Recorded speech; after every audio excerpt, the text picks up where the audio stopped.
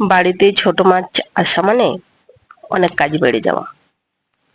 ছোট মাছ নামটা শুনতে ছোট হলেও কাহিনীটা কিন্তু অনেকটাই লম্বা।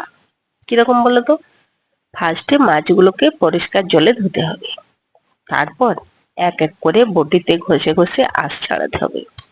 আঁশ ছাড়ানো হয়ে গেলে এক এক করে মাছগুলোর পেট কাটতে হবে আর পেটাটা বার করতে হবে। তারপর আবার ভালো করে ধুতে হবে। তারপর ওই পরিষ্কার জলে ধোয়া হয়ে গেলে ওই মাছটাতে আবার নুন, হলুদ, কাগজি আর অল্প তেল মাখিয়ে দিতে হবে। এখানে ধোয়ার পর্ব মিটলো।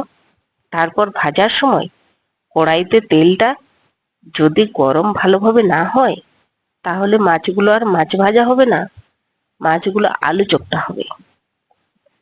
তাই মাছগুলো ভাজার সময় খুব যত্ন সহকারে এক এক করে ভাজতে হয়।